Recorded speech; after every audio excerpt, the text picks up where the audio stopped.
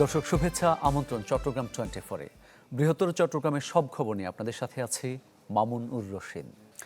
বন্যার পানি নামার পর চট্টগ্রামের বাঁশখালীর মানুষের কাছে এখন নতুন কষ্টের নাম রোগ ব্যাধি। ছড়িয়ে পড়ছে চর্মরোগ, সাথে ডায়রিয়া সহ পানিবাহিত রোগে আক্রান্ত হচ্ছে মানুষ। পাশাপাশি ত্রাণের জন্য কাটছে না হাহাকার। সব হারানো মানুষের সামনে এখন প্রশ্ন, কবে ফিরবেন স্বাভাবিক জীবনে? রনিদত্তের রিপোর্ট, ছবি তুলেছেন আবু জাহেদ। বাঁশখালীর সরল ইউনিয়নের ৮ম শ্রেণীর শিক্ষার্থী আবু হানিফ গেল কয়েকদিন ধরে পায়ে দেখা দেয় চুলকানি, তাই চিকিৎসা নিতে আসেন স্বেচ্ছাসেবী একটি সংগঠনের মেডিকেল ক্যাম্পে। মাদ্রাসা শিক্ষার্থী রোহানেরও একই অবস্থা। গেল এক সপ্তাহ ধরে পায়ে চর্মরোগে ভুগছে সে। আমাদের এখানে বন্যা হয়েছিল, সেদিন থেকে কাজ করছিলাম বাইরে, সেখান থেকে হয়েছে।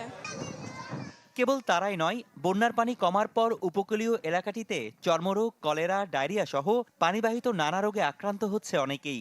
অনেক পানিবাহিত রোগ পাচ্ছি, বিশেষ করে এই স্কিন ডিজিজগুলোই বেশি পাচ্ছি, কিছু পেশেন্ট পাচ্ছি। বন্যার কারণে দেখা যাচ্ছে যে চর্মরোগের বিষয়টা বেড়ে গেছে, অনেকের কলেরিয়া, ডায়রিয়া হচ্ছে। উপজেলার প্রত্যন্ত এই জনপদে সবচেয়ে বেশি ক্ষতিগ্রস্ত হয় ঘরবাড়ি ও ফসলি জমি। এলাকার মাদ্রাসা শিক্ষক নাসির উদ্দিন, বন্যায় ভেঙে যায় তার বসতঘর। একই অবস্থা কৃষক আশরাফ আলীর ঘরটিও।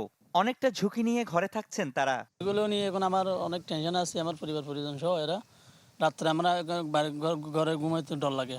আমরা খনকে নমনি কিভাবে গলগান তুললুম। প্রায় ৫ বিঘা জমিতে ধান আর টমেটো চাষ করেন কৃষক মোহাম্মদ ইসমাইল। বন্যায় সব হারিয়ে চোখে অন্ধকার দেখছেন তিনি। এখন কি করবো, আবার বাঙ্গির নলি লোয়া ফুরব, আর কি আমার তো বৃত্তি বাসা নাই। অভিযোগ আছে, সরলের মতো বিভিন্ন উপজেলার প্রত্যন্ত জনপদে অবহেলিত মানুষজন, বেড়েছে স্বাস্থ্য ঝুঁকি। সরকারি পর্যায়ে তেমন সহযোগিতা মিলছে না, তাই বিভিন্ন এলাকায় ত্রাণ ও চিকিৎসার জন্য দীর্ঘ লাইনে ঘন্টার পর ঘন্টা অপেক্ষায় অসহায় মানুষজন। এখানে তো সবাই অভাবের কারণে দাঁড়াচ্ছে আর কি। আমরা কি খাবো? বলা লই আমরা তো ডাকাতি করতে পারে, চুরি করতে পারে, ওরা দিতেছে, আমরা খাইতেছি। সব মাটির ঘরগুলো অতিরিক্ত পানি থাকার কারণে ভেঙে চুরমার হয়ে গেছে, এখন নিঃস্ব হয়ে গেছে। এখানে কোনো এমপি মন্ত্রীকে আসে না। আমাদের এমপি ছিলাম, বাড়ি অনেক দূরে। এই কঠিন অবস্থা থেকে মানুষের আবার উঠে আসতে হয়তো বা অনেকটা সময় লাগবে। তবে বন্যার্তদের পুনর্বাসন ও স্বাস্থ্য সুরক্ষা নিশ্চিতে সব ধরনের প্রস্তুতি সরকারের আছে বলে জানালেন অর্থমন্ত্রী। এখন পুনর্বাসন কার্য শুরু হবে, তাদের বিষ, সার ইত্যাদি দেওয়ার ব্যবস্থা হচ্ছে। পুনর্বাসন কার্যক্রম অব্যাহতভাবে থাকবে এবং এর মধ্যে রোগ বালাই যাতে না হয় সেটার জন্য পুরো প্রস্তুতি আছে। বন্যা পরবর্তী নানা রোগ ব্যাধি বেড়েছে সাতকানিয়া, চন্দনাইশ, লোহাগাড়া সহ বিভিন্ন এলাকায়। রনি দত্ত, চ্যানেল 24, চট্টগ্রাম। বন্যার এক সপ্তাহ পার হলেও এখনও সচল হয়নি বান্দরবান রাঙ্গামাটি সড়ক যোগাযোগ। প্রবল ঢলে সেতু ধসে বন্ধ রয়েছে যান চলাচল। এর মধ্যে অনেকে ঝুঁকি নিয়ে পার হচ্ছেন বাঁশের সাঁকো দিয়ে। ফলে দুই জেলার মানুষ যাতায়াতে পড়েছে চরম ভোগান্তিতে। নেতিবাচক প্রভাব পড়েছে পণ্য পরিবহনেও। পাহাড়ি ঢল ও ভয়াবহ বন্যায় ব্যাপক ক্ষতিগ্রস্ত হয়েছে বান্দরবানের সড়ক যোগাযোগ ব্যবস্থা। এর মধ্যে সবচেয়ে বেশি ক্ষতিগ্রস্ত হয় বান্দরবান রাঙ্গামাটি আঞ্চলিক মহাসড়ক। গত ১০ জুলাই প্রবল বর্ষণে দুধপুকুরিয়া এলাকায় শিলক খালের ওপর নির্মিত সেতুটি ধসে পড়ে। এরপর থেকে বন্ধ হয়ে যায় বান্দরবান রাঙ্গামাটি সড়ক যোগাযোগ। ফলে দুই জেলার মধ্যে মারাত্মক বিঘ্নিত হচ্ছে চলাচল।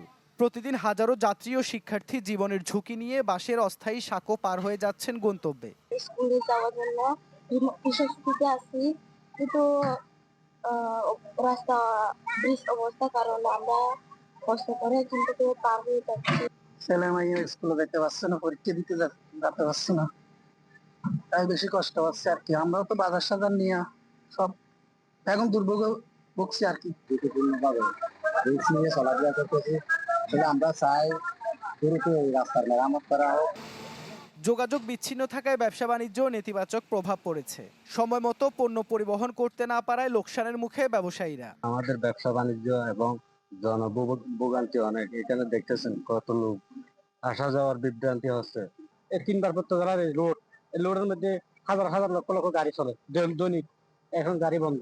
সরকারের কাছে আবেদন করব, আমাদের এই রাস্তা, ব্রিজ, কালভার্ট যেগুলো ভেঙে গেছে এগুলো যেন অতি দ্রুত মেরামত করা হয়।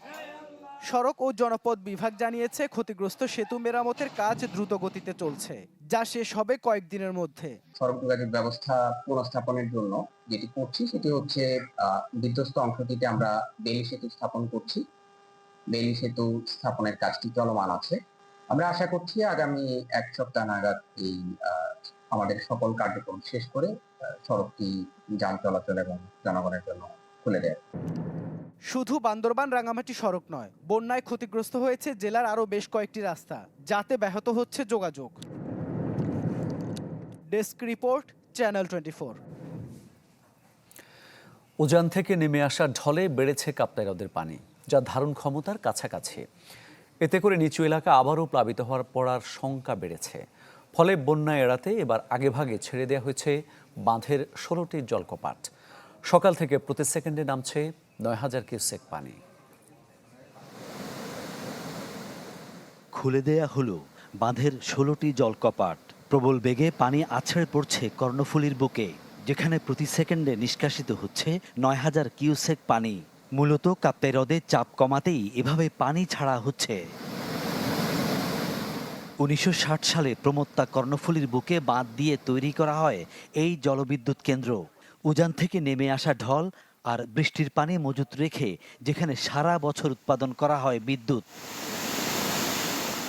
গত এক সপ্তাহের ভারী বর্ষণে পানি হ্রদের সর্বোচ্চ ধারণ ক্ষমতার কাছাকাছি পৌঁছেছে। এতে জেলা শহর সহ বিভিন্ন উপজেলার নিচু এলাকা প্লাবিত হওয়ার শঙ্কা দেখা দিয়েছে। তাই বাঁধের নিরাপত্তা ও মানুষের ক্ষয়ক্ষতি রোধে ছেড়ে দেয়া হচ্ছে পানি।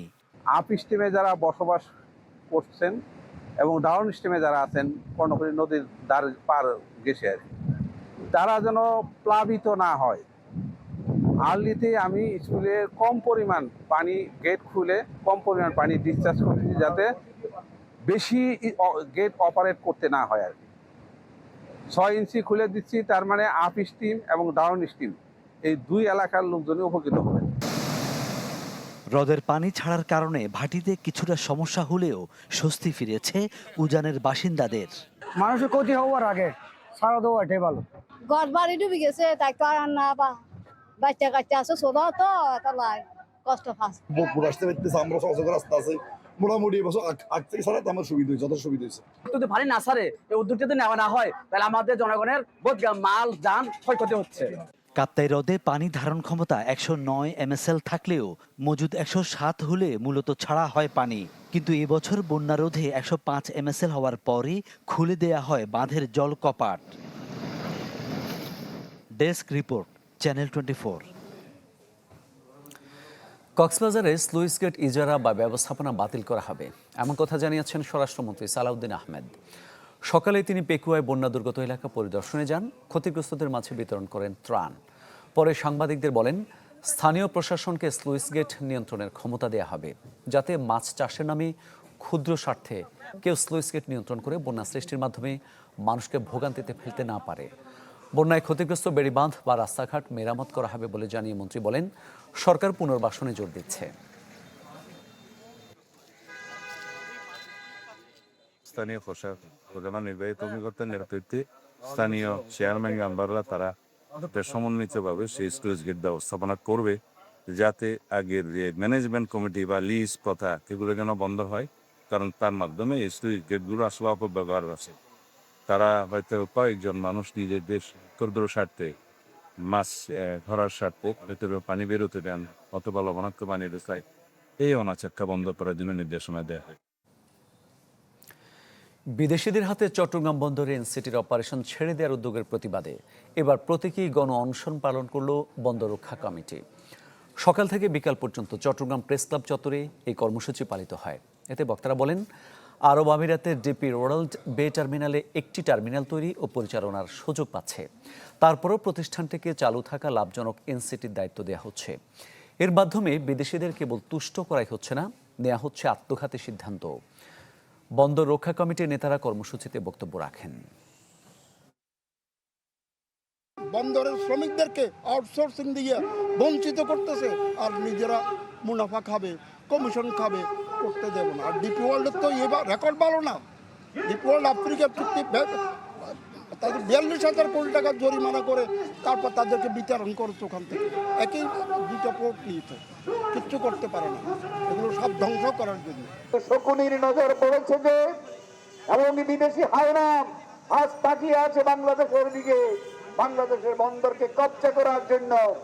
এর বিরুদ্ধে লড়াই করতে হবে। এটা একটা জাতীয় প্রশ্ন, এটা কোনো দলীয় প্রশ্ন নয়।